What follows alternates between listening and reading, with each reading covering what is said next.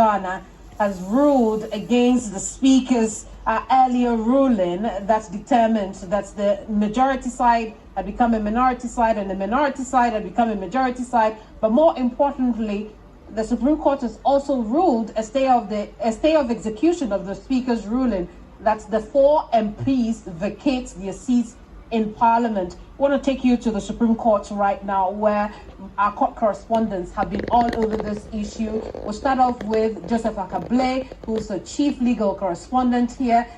Joseph, take us through what happened in court in the last hour. So,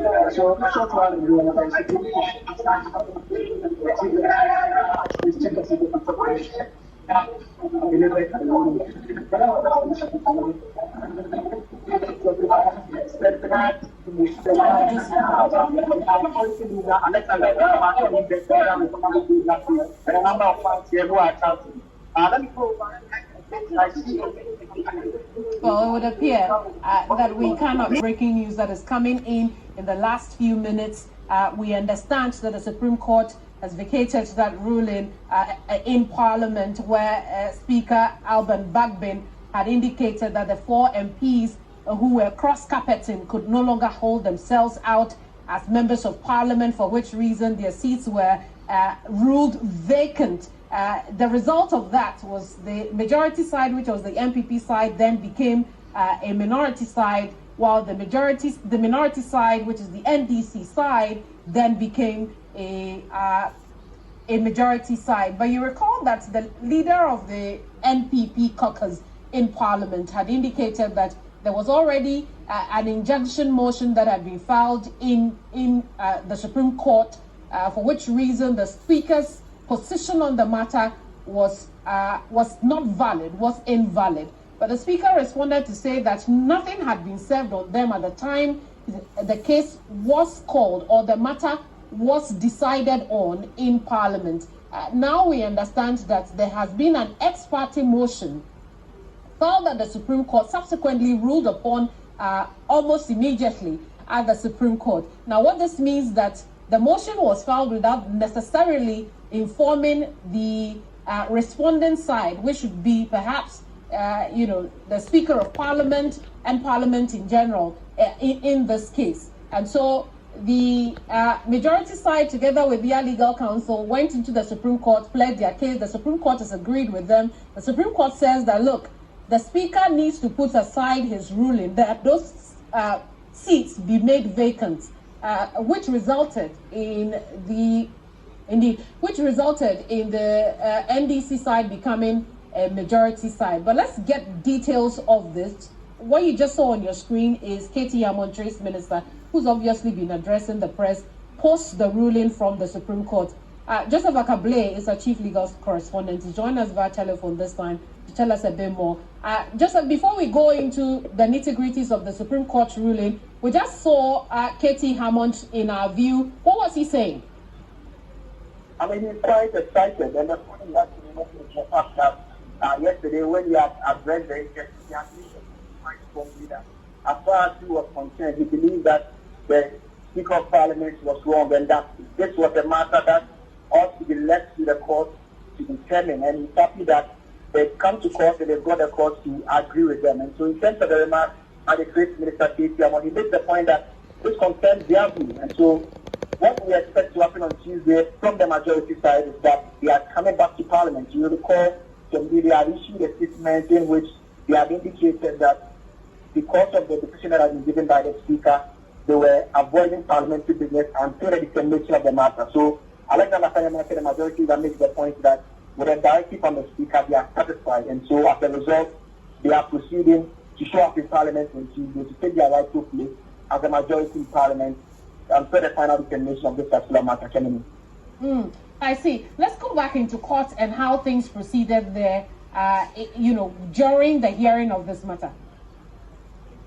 Well, so first, it's an ex parte motion, and for those connecting with us who are not familiar with that, then it simply means that you file a case against someone and you file a process in which that individual you file the case against is not made aware of the process that you filed. And so we filed the process, asking the courts to hear them today on a request that they put on hold the orders that were issued by the Speaker of Parliament yesterday. And so once that request was made today, it meant that the Speaker of Parliament, the Attorney General, who were party to this particular case, did not have representation. So the court basically had lawyers for Alexander Martin, the majority leader, who were represented by Ackah-Blay, as well as former Attorney General Joe Dante was also part of the legal team. And so once the panel started, the Chief Justice herself presided over the panel together with other 4 judges. And so once the case was called, they heard the arguments from them. And the arguments they made essentially were to the effect that the decision that the Speaker delivered had far-reaching consequences, in that it's denying people of representation, it's affecting the right of those members of Parliament who were not even given a hearing in the first place, and that there's a pending case, a case that has been filed challenging the move as to whether there is a basis for those seats to be declared vacant. And so the point they made was that, look, if this matter is outstanding, why should the Parliament of Ghana be proceeding on it? The Parliament was brought to the attention of the Parliament. And so those were the arguments that were advanced by the lawyers. And once they made those arguments, the court then went on a short recess to consider the arguments and come out and deliver its ruling. And so the court went on recess. Then when it returned, the Chief Justice herself read the ruling, indicating in simple terms to the effect that, one, the Speaker of Parliament was aware of the pendency of this particular matter. And the court said that the justification the Speaker had given about the fact that the service was not carried out on Monday, the court said that that was not satisfactory, and that they were aware of the process. And it again says that the issues that are raised in the court matters are serious constitutional issues, and the directives that have been issued by the Speaker has far-reaching consequences, in that it means that one indefinite period, these 4 constituencies will be without representation immediately. And so the court said that on that basis, it believes that there are serious constitutional matters that is also to hear and determine. And so on that basis, in fact, even the request that had been made was asking for a suspension for 10 days. Ordinarily, ex parte motions and orders that are granted last for 10 days. But the Chief Justice, in delivering a ruling, did say that this order that is issuing, one, suspending the Speaker's directives declaring the seats vacant, will be in force until the determination of this case. And number 2, Parliament is to recognize the 4 individuals as members of Parliament and allow them to show up in Parliament and perform parliamentary duties until the determination of the matter as well. And so those were the 2 main points. But beyond that, the court has issued written directives to guide how the case should proceed. And so the first directive is that within 7 days, because earlier we had all made the point that, look, there are constitutional processes that ought to be followed. Ordinarily, when you file a case within 8 days, you have to enter appearance. Within 14 days, you have to file a statement of defense. The court is now saying that within 7 days, expects that the various statements of defense by the party should be filed. Then beyond that also, after that 7 days again, they are supposed to ensure that the memorandum of issues, which is simply the lawyers spelling out what they believe are the legal points that this case has to be centered around, they have to also file that as well. And once they file that, then the next stage will be that the court will have a hearing. And so within some 14 days, you see some action taking place. But the conclusion of this policy are bringing up is that the parliamentary situation prior to the Speaker issuing his directive has been restored by the Supreme Court. It's still 137 plus 1 for the MPP and 136 for the opposition, and this is clear all the Supreme Court issues. That's just what I go tell you. And here, but thank you so much. There'll be more on this in later broadcast. I do want to